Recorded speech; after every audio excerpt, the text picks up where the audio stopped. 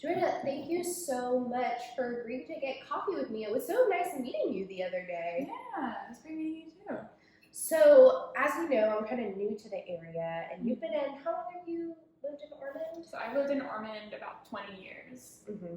ever since 2002, so I guess it's almost 20. So, what have you been doing recently? You mentioned that you do makeup. Are you still doing that? So I'm a professional makeup artist because I get paid to do it, but not because I got to school. I'm actually going to school for it this fall. Yeah, I'm very excited. That's so cool. I mean, I know a ton of brides in the area. I would love to recommend you. Do you have like photos of your work? Can you text it to me sometime? Sure, yeah, I have a whole Instagram. So Oh, fabulous. Oh my gosh. How'd you get into like makeup world? I used to work at Ulta. Love Ulta. Love Ulta. Yeah, I used to work at Ulta and I worked for Clinique. Mm-hmm. So I would do applications on people. Grandmothers would bring in their daughters. I would do their grandmother's makeup and I would do their daughter's makeup. Mm-hmm. And I've just always loved makeup since I was in high school. And it's just a really nice expression of beauty and being able to make people feel confident and happy. Oh, yeah, totally. I mean, I love watching. I mean, I'm totally like a rookie. I just started out with like normal type of makeup from Walgreens, but now I'm like learning on YouTube tutorials, and there's all these like Instagram pages for different makeup stuff. So that's fascinating, and it could be such a form of creativity, and it's like an artwork. Some people go, really, it's an art form, definitely. That's amazing. So what do you like living? I mean, I have only been here since last July, and I'm still trying to get a feel for the area. What are stuff you like to do in Ormond Beach? So I love to go to the beach. Of course. It's like the main attraction here. Yeah, I love going to the beach. It's only about 15 minutes away from where I live. Mm-hmm. It is really pretty and sandy. Mm-hmm. Yeah. And then I also love going to all like the local businesses in the area. Mm-hmm. The little mom and pop places or little hole in the wall places. Those are my favorite.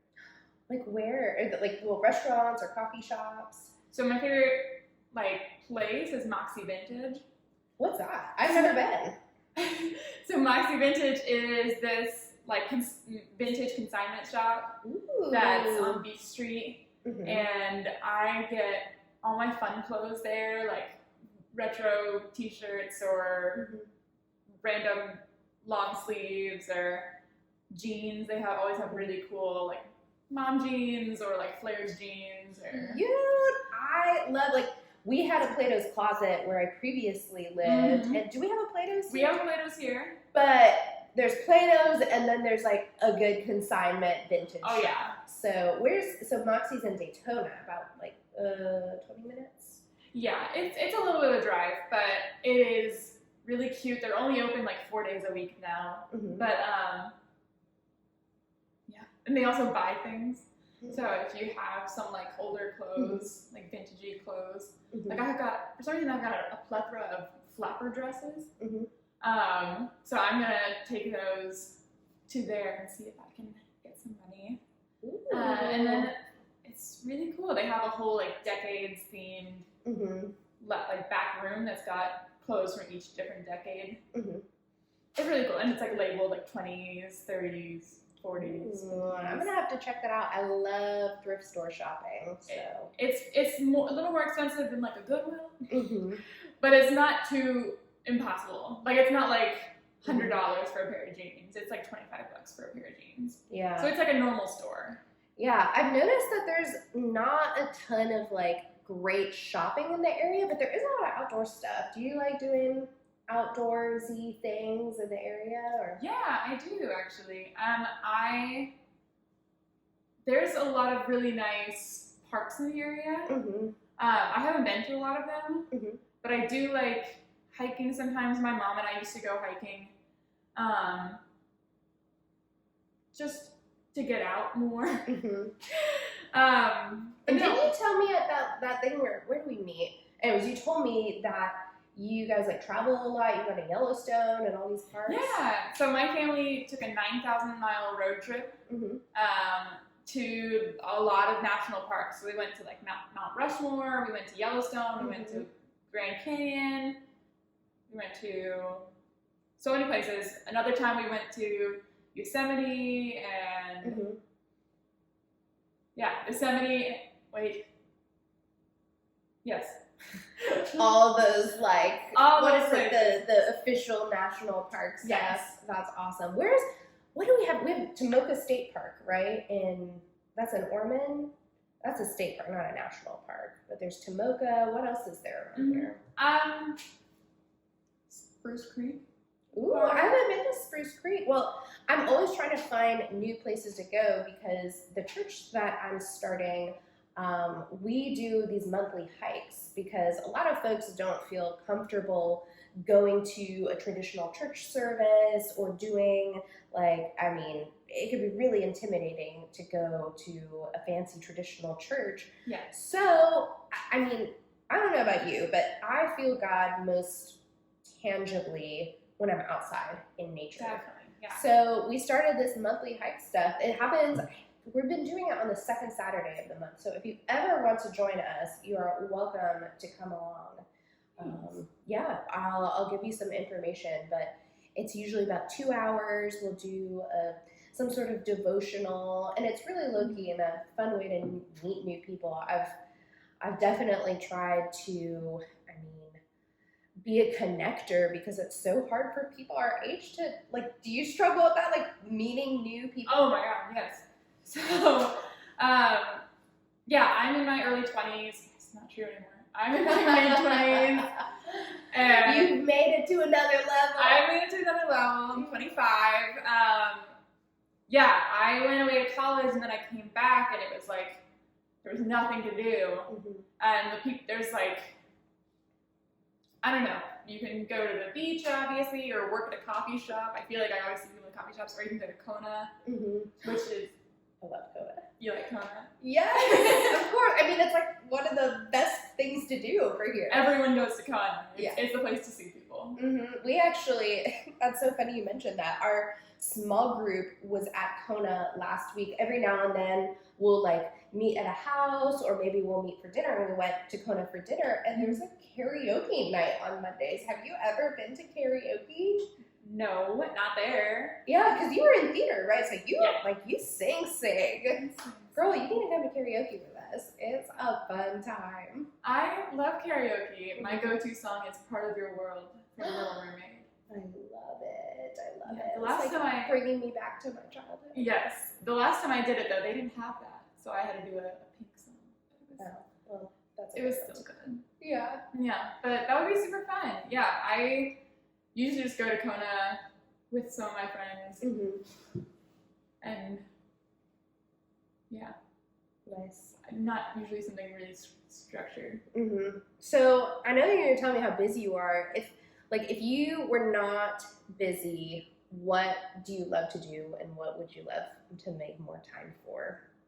I would love to make more time for friends and meeting people.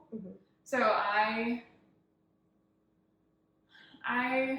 work a lot with my makeup and I get to meet people through that, but I'm always looking to spend more time with people and to take them to coffee or just build a community because like I said, I moved back from Orlando this year, so I'm still trying to kind of find my place and find my community. Yeah, it's hard to make friends outside of college. Oh my God. Because you went to UCF, right? I went to UCF. Yeah, and it's such UCF's huge, but I went to a smaller college and I felt like, okay, I made all my friends there, and then when we all graduated, we just went to different parts of the country for work, and some people returned home, some people just our jobs took us everywhere, and I was like, oh man, that built-in community that you had, I don't know, I call it the postgraduate blues because it's just so hard to connect. I can relate to that. Yeah, I definitely had that when I graduated because it's just hard when you're like, I don't know anyone.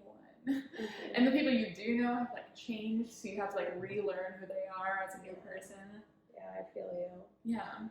So you've been back how many years since college to the Ormond area? So I've been back about 3 years. I graduated 2018.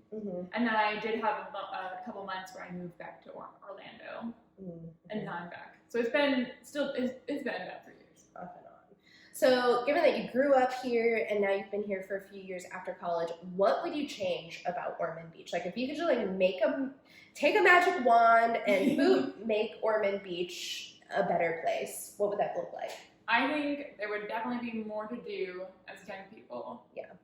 In Ormond, because Ormond is a great retirement place. Like, there's definitely a lot to do if you're retired. Yeah. You can go to the outlet malls. You can go to Margaritaville. Margaritaville? Have you driven down there recently? I have not, actually. I've never seen it. I've just heard of it. Okay, so I have driven by there a couple of days ago, actually, and there's like, I think they built 1,000 homes, and they're all 65-year and older, but I was like, man, this is like the way to live when you retire. Jimmy Buffett, Margaritaville, it's a whole community. But yeah, I feel you. I wish there was some more opportunities for young folks to connect and meet new people in an authentic way. And I feel you. And that's kind of what at the Gathering Place we've been trying to do is create places and spaces for people to find community and to explore their faith in ways that are non-judgmental, that are inclusive and open, and just where people can feel welcome. Because I know that sometimes church doesn't always feel like the most welcoming place, and it's really intimidating to go as a single woman and just go like, all right, I don't know anyone here. Who am I going to sit with? And it can be hard. I actually just spent some time away from the church because it was hard to kind of feel welcomed in my community. Tell me more about that. Did something happen, or was it whatever you're comfortable sharing? Yeah, I just there's just a lot that's changed in our society, and I don't feel like the capital C church has adapted as quickly. That I am in total agreement about that. How would you make the church better? I don't know, better music. Better music, more a little less cheesy. It's kind of cheesy. A little less cheesy. Like Jesus freaks. Not like in an offensive way, but like I mean like that term even is like a cheesy kind of thing. I don't know. I would love to see. It's too much to say I would love to see more young people in the church because everyone wants that. But I would love to see more, like what you're talking about. Like I would love to see more smaller communities where people can feel comfortable and vulnerable and open. Yeah.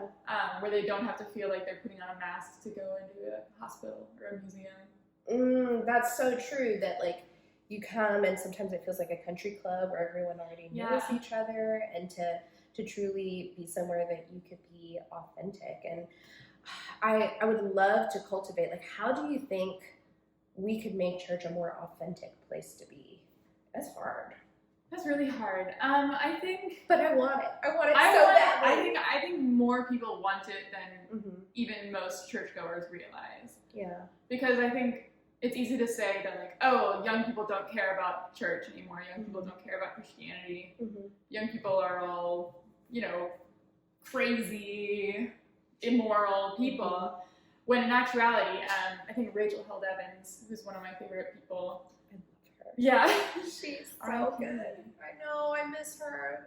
She was gone too soon. I mean, it was tragic what happened to her. But anyways, you're saying Rachel Held Evans said... Yeah, she said, we're not, like, when she's talking about millennials, and I'm sure it would apply to Gen Z as well, but she was saying that, like, we're not looking for a hipper Christianity. Like, we're not looking for coffee shops and... Yeah, we're not looking for, free coffee and... Laser light shows and smoke machines and, all these things.